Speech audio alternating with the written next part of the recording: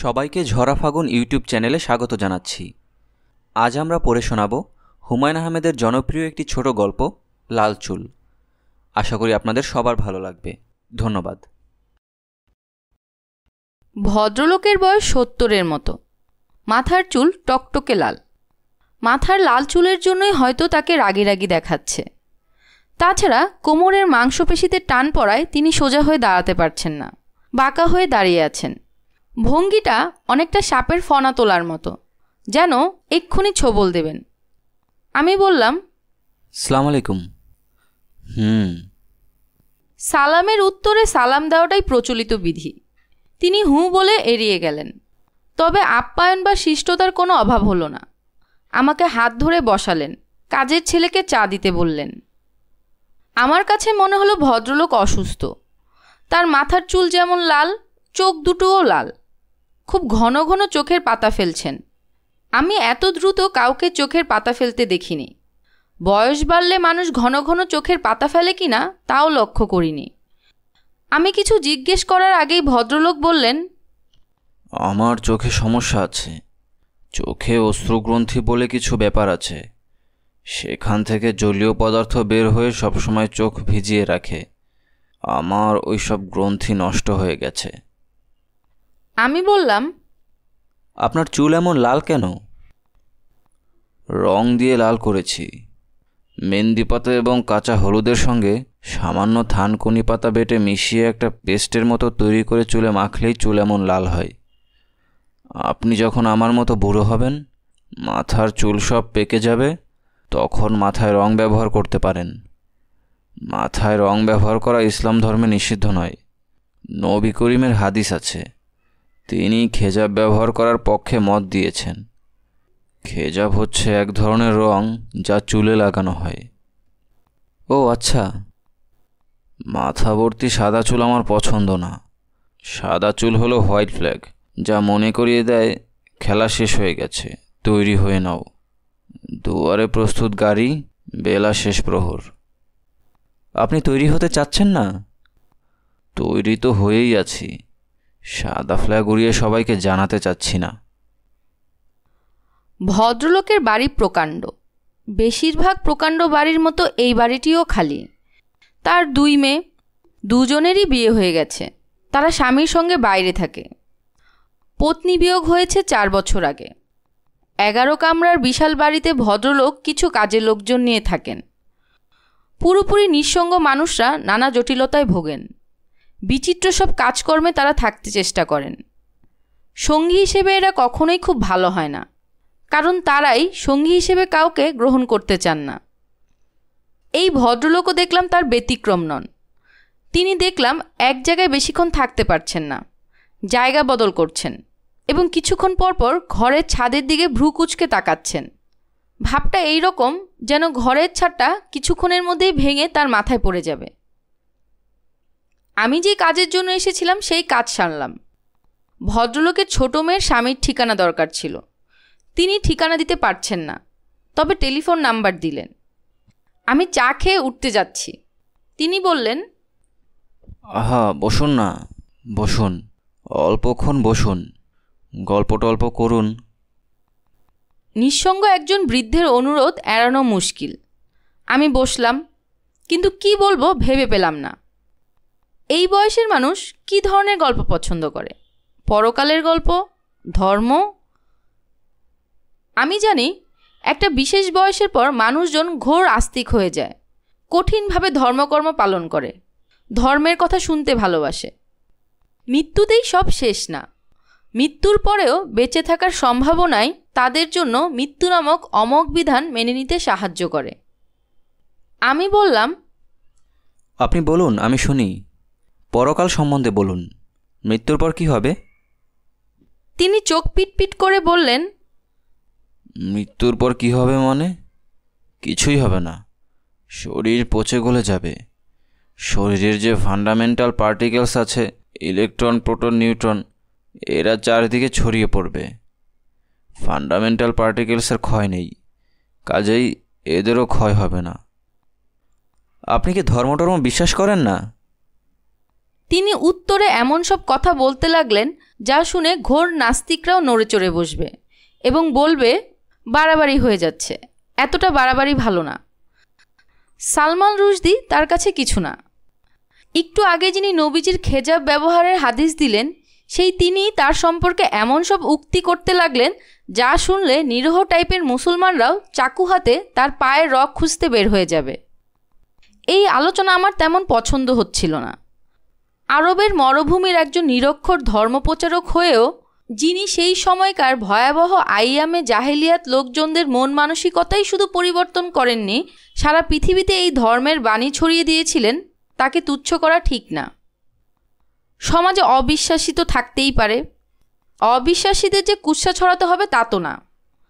আমি লক্ষ্য করেছি অবিশ্বাসীরা কুৎসা ছড়ানো তাদের পবিত্র কর্তব্য বলে মনে করেন।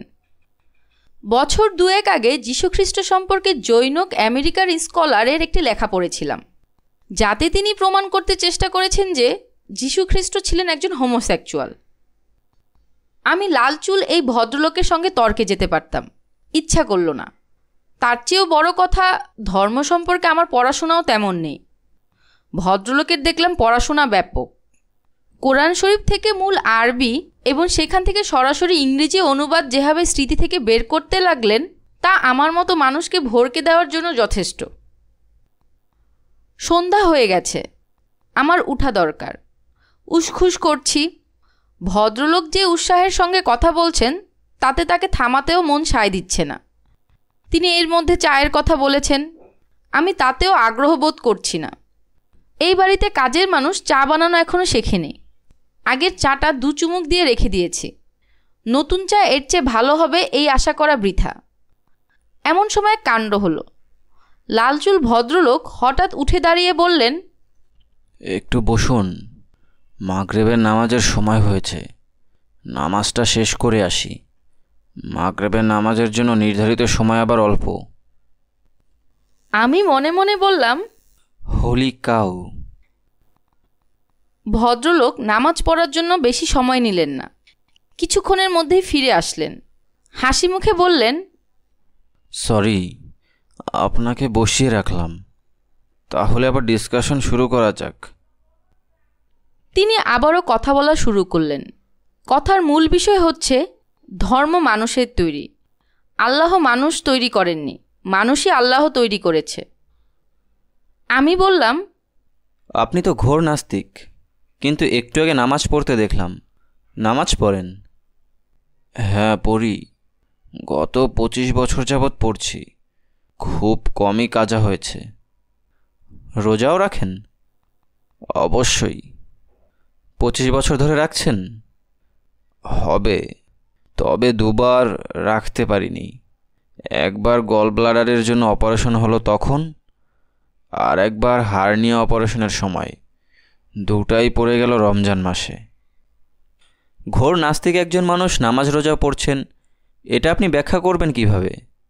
আপনি তো মন থেকে কিছু বিশ্বাস করছেন না, অভ্যাসের মতো করে যাচ্ছেন, তাই নয় কি? ভদ্রলোক জবাব দিলেন না। আমি বললাম, নাকি আপনার মনে সামান্যতম হলেও সংশয় আছে? না, আমার মনে কোনো সংশয় নেই। আমার নামাজ রোজার পেছনে একটি গল্প আছে, শুনতে চাইলে বলতে পারি। বলুন। আমি জজিয়তি করতাম, তখন আমি বরিশালের সেশন ও দায়রা জজ। আমি কঠিন প্রকৃতির মানুষ, খানিকটা বোধহয় নির্দয়। অপরাধ প্রমাণিত হলে কম শাস্তি দেবার মানসিকতা আমার ছিল না। অপরাধ করেছে, শাস্তি ভোগ করবে, এই আমার নীতি। দয়া যদি কেউ দেখাতে চায়, তাহলে আল্লাহ বলে যদি কেউ থাকে সে দেখাবে। আল্লাহ দয়ালু, আমি দয়ালু না। এই সময় আমার কোর্টে একটি মামলা এলো, খুনের মামলা।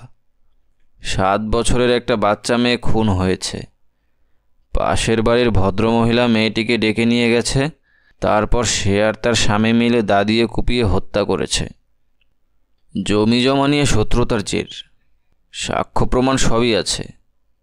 আমার মনটা খারাপ হলো। শত্রুতা থাকতেই পারে, তার জন্যে বাচ্চা একটা মেয়ে কেন প্রাণ হারাবে? মেয়েটার বাবা সাক্ষ্য দিতে এসে কাঁদতে কাঁদতে কাঠগড়াতে অজ্ঞান হয়ে গেল। মামলা বেশি দিন চলল না। আমি মামলার রায় দেবার দিন ঠিক করলাম। যেদিন রায় হবে তার আগের রাতে রায় লিখলাম। সময় লাগলো। হত্যা মামলার রায় খুব সাবধানে লিখতে হয়। এমনভাবে লিখতে হয় যেন আপিল হলে রায় না পাল্টায়। আমি মৃত্যুদণ্ড দেব, আপিলে তা খারিজ হয়ে যাবে, তা হয় না। আমি স্বামীটিকে মৃত্যুদণ্ড দিলাম। তার স্ত্রীকেও মৃত্যুদণ্ড দেওয়ার ইচ্ছা ছিল। এই মহিলাই বাচ্চা মেয়েটিকে ডেকে নিয়ে এসেছে। প্রধান অপরাধী সে। আইনের হাত সবার জন্যই সমান হলেও মেয়েদের ব্যাপারে কিছু নমনীয় থাকে। আমি মহিলাকে দিলাম যাবজ্জীবন কারাদণ্ড। রায় লেখা শেষ হলো রাত 3টার দিকে। আমি হাত মুখ ধুয়ে নিজেই লেবুর শরবত বানিয়ে খেলাম। খুব ক্লান্ত ছিলাম। বিছানায় শোয়া মাত্র ঘুমিয়ে পড়লাম। গভীর ঘুম। এমন গাঢ় নিদ্রা আমার আগে কখনোই হয়নি। আমি একটা স্বপ্ন দেখলাম। স্বপ্নের অংশটি মন দিয়ে শুনুন। স্বপ্নে দেখলাম 7-8 বছরের একটা বাচ্চা মেয়ে, কোঁকড়ানো চুল। মেয়েটি আমার কাছে এসে দাঁড়িয়েছে। সে তার নামটাম কিছুই বলল না, কিন্তু আমি মেয়েটিকে দেখে বুঝলাম এ হলো সেই মেয়ে যার হত্যার জন্য আমি রায় লিখেছি।